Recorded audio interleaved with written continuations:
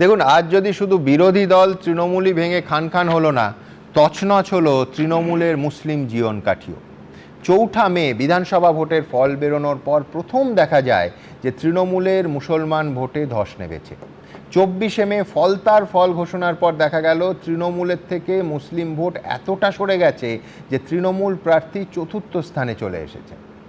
আর আজ মমতা বন্দ্যোপাধ্যায়ের থেকে দূরে সরে গিয়ে বিদ্রোহী শিবিরে নাম লেখালেন তৃণমূলের ৫০% মুসলমান বিধায়ক। তৃণমূলের ৩৪ জন সংখ্যালঘু বিধায়কের মধ্যে ঋতব্রত বন্দ্যোপাধ্যায়কে বিরোধী দলনেতা হিসেবে একেবারে স্বাক্ষর করে অনেকে উপস্থিত থেকে সমর্থন করলেন, সেই সংখ্যাটা ১৭ জন। দেখুন, রাজনীতি হলো সম্ভাবনার শিল্প, কখন কি হয় কেউ বলতে পারে না।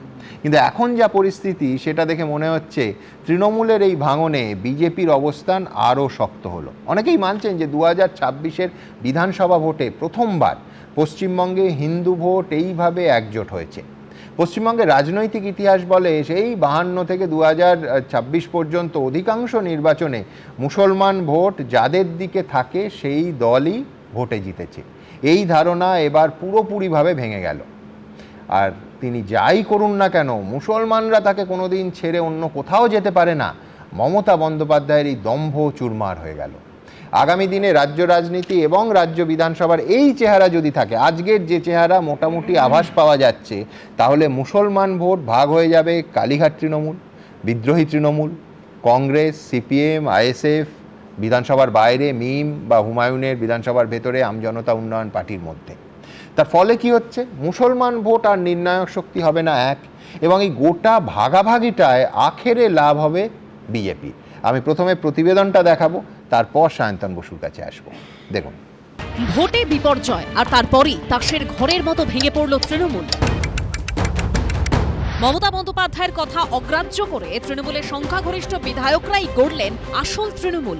এই পশ্চিমবঙ্গ অষ্টাদশ বিধানসভার ভেতরে হাসপুদের প্রতীকে যারা জিতেছেন তার মধ্যে 2/3 বেশি বিধায়ক হচ্ছে আমরা। পার্লামেন্টারি নর্মস যা রয়েছে, আমরা তো নর্মস, পার্লামেন্টারি নর্মস অনুযায়ী we are the real principal opposition here. আমরা এখানে হাউসে স্বাভাবিকভাবে এই 60 জনই হচ্ছে প্রিন্সিপাল অপোজিশন, তো বাকি 20 জনের কোনো দায়িত্ব আমরা এই মুহূর্তে নিতে পারবো। বিদ্রোহী বিধায়কদের তালিকায় কে নেই?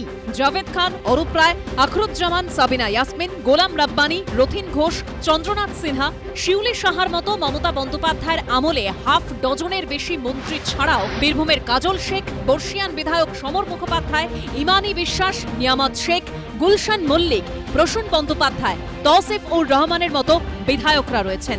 মিটিংয়ে ডেকেছে, চিঠি দিয়েছে, ফোন করেছে, সেই কারণে মিটিংয়ে এসেছি। মে মাসের ৩ তারিখ অবধিও যে তৃণমূলে মমতা বন্দ্যোপাধ্যায় ছিলেন শেষ কথা, সেই তাঁকেই এখন নিছক পরামর্শদাতা হিসেবে দেখতে চাইছেন বিদ্রোহী বিধায়করা। মাননীয়া মমতা বন্দ্যোপাধ্যায়কে আমাদের এই পরিষদীয় দলের প্রধান পরামর্শদাতা হিসেবে থাকবার অনুরোধ জানাচ্ছি। তিনি অ্যাডভাইস করুন, উপদেষ্টা হিসেবে থাকুন, আমাদের কাজ করতে দিন। ২০১১ সাল থেকে তৃণমূলকে ঢালাও ভোট দিয়েছে মুসলিমরা। মুসলিমদের স্থায়ী ভোট ব্যাংক হিসেবে ধরে নিয়েছিলেন মমতা বন্দ্যোপাধ্যায়, কিন্তু এবারের ভোটে তার সেই ধারণা ভেঙেছে। মুসলমানদের একটা বড় অংশ এবার সিপিএম, কংগ্রেস কিংবা বিজেপিকে ভোট দিয়েছে। এরপর ফলতার পুনর্নির্বাচনও দেখিয়ে দিয়েছে মুসলমান ভোটাররা তৃণমূলের স্থায়ী সম্পত্তি নয়। প্রায় ৩০% সংখ্যালঘু ভোট থাকা ফলতায় জামানত জব্দ হয়েছে তৃণমূলের। ক্ষমতার কাছাকাছি আজকে মমতা বন্দ্যোপাধ্যায় নেই, তাই মমতা বন্দ্যোপাধ্যায়ের শাস্তে মুসলিম যারা জনগোষ্ঠী তারাও ক্রমশ তার হাত থেকে সরে আসছে।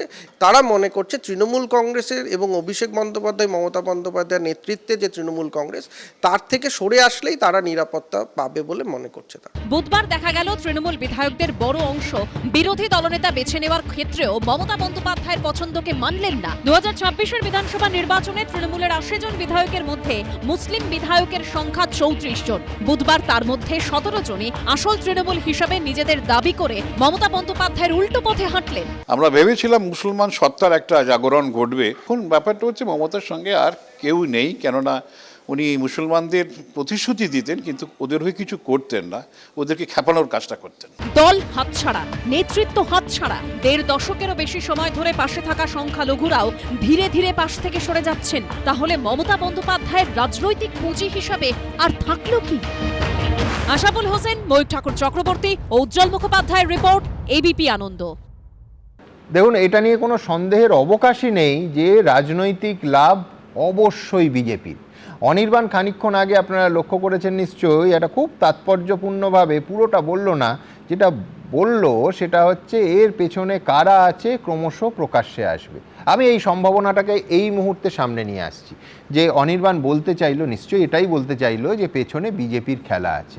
আমি বলছি ঠিক এইখানে উল্টো দিক থেকে যেহেতু যাব, সায়ন্তন বসুর কাছে যাওয়ার আগে আমি 2026-এর এই বছর 4 মে শুভেন্দু অধিকারী কি বলেছিলেন একবার দেখিয়ে দিই।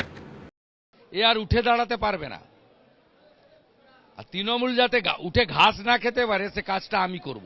নতুন সরকারে সব দল থাকবে, তৃণমূলকে কোথাও এর নাম নিশান রাখতে দেব না। 2011 থেকে এমএলএ ভেঙেছেন তো, আপনাদের যে কটা জিতে এসছে কটা থাকে আমি দেখব। সায়ন্তন, আমি বলছি যে এটা তো মুখ্যমন্ত্রী কথা রেখেছেন না। এখন তো আমাদের বিরুদ্ধে কেন অভিযোগ হচ্ছে আমি তো বুঝতে পারছি না। তৃণমূল কংগ্রেস তো আছে, তারা কাকে তাদের দলনেতা করবেন সেটা তৃণমূল কংগ্রেসের বিধায়কদের বিষয়, তাদের দলের বিষয়। তারা ঋতব্রত বন্দ্যোপাধ্যায়কে দলনেতা করবেন, না পারভেজ মুশারফকে দলনেতা করবেন, না দাউদ ইব্রাহিমকে পরামর্শদাতা করবেন, এটা তাদের বিষয়। আমরা এর সঙ্গে যুক্ত হচ্ছি কি করে? বিজেপি পার্টির সঙ্গে দূর দূরান্তের সম্পর্ক নেই। স্পিকারের যে ব্যবস্থা সেই ব্যবস্থায় কাজ করেছেন, স্বাভাবিক আছে। এর আগে ইন্দিরা গান্ধী যখন আইন মেনেই হয়েছে, এটা আমি বলতে এর আগে যখন ইন্দিরা গান্ধী কংগ্রেসের নেত্রী হয়েছিলেন, তিনি একইভাবে কংগ্রেস হাইকমান্ডের বাইরে গিয়ে বেশি সংখ্যক সাংসদের নাম জমা করেছিলেন। পিভি নরসিংহ রাও যখন প্রধানমন্ত্রী হয়েছিলেন তখন শরদ পাওয়ারের থেকে তার সংসদ সমর্থনের সংখ্যা বেশি ছিল, তিনি দেশের প্রধানমন্ত্রী হয়েছিলেন। বিশ্বনাথ প্রতাপ সিংহ যখন দেশের প্রধানমন্ত্রী হয়েছিলেন, চন্দ্রশেখর প্রধানমন্ত্রী পদের দাবিদার ছিলেন। এমপিরা বলেছিলেন আমরা ভিপি সিংকে প্রধানমন্ত্রী চাই, তিনি হয়েছিলেন। এখানে তৃণমূলের বিধায়করা বলেছেন শ্রী ঋতব্রত বন্দ্যোপাধ্যায়কে আমরা নেতা চাই। বিধায়করা যদি বলতেন আমরা দাউদ ইব্রাহিমকে নেতা চাই, তাকে করতেন, আমরা কি করব? আমরা এর সঙ্গে দূর দূরান্তের আমাদের সঙ্গে ঠিকই, কিন্তু কর্ণাটক বা মধ্যপ্রদেশে এইভাবেই এমন ইকুয়েশনটা বিধানসভার মধ্যে সেট হয়েছে যাতে বিজেপির সুবিধা হয়েছে। এখানে তো তৃণমূল এখানে বিজেপি এখানে যা হয়েছে বিজেপির সুবিধা হয়েছে, এটা তো মানবেন। রাজনৈতিক সুবিধা হবে কি হবে না, হয়েছে কি হয়। আমাদের কাজ জনগণের জন্য। তৃণমূল কংগ্রেস এমন কিছু বিষয় নেই। মুখ্যমন্ত্রী যেটা বলেছেন সত্যিকারেরই ঘটনা, বিজেপিকে কিছু করার দরকারই নেই। পশ্চিমবঙ্গের জনগণ তৃণমূলকে মোটামুটিভাবে আর ঘাস ফোটাতে দেবে না, এটা জনগণ স্থির করেছেন 4 তারিখ। রাজ্যের মুখ্যমন্ত্রী দ্বিতীয়বার বর্তমান মুখ্যমন্ত্রীর কাছে হেরেছেন। গত নির্বাচনে হেরেছেন, বলেছিলেন লোডশেডিং করে হেরেছি, আর এবার তো নিজের কেন্দ্রে হেরে গেছেন। কাজে জনগণই তৃণমূলকে তুলে দিয়েছে। 1998 সালে ভারতীয় জনতা পার্টির সহায়তায় তৃণমূল তৈরি হয়েছিল, এটা আমি আপনার শোতে এসে বলেছি। এবং আজকে বিজেপিকে গত গালি দিচ্ছেন, কিন্তু আজকে তৃণমূল উঠে যাওয়ার পেছনে বিজেপির কোনো অবদান নেই। এই অবদানটা পশ্চিমবঙ্গের জনগণের।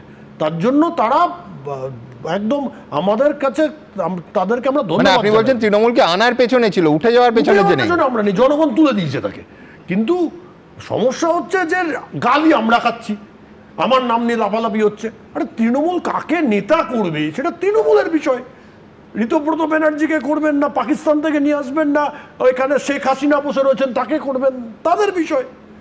এখানকার প্রাক্তন মুখ্যমন্ত্রী তিনি ওখানে শেখ হাসিনার জায়গা নেবেন কিনা কে জানে কি হতে চলেছে। এটা সার্কাস পার্টি ছিল, মানুষ কয়েকদিন এন্টারটেনমেন্ট দেখছেন বসে বসে যেরকম চলছে।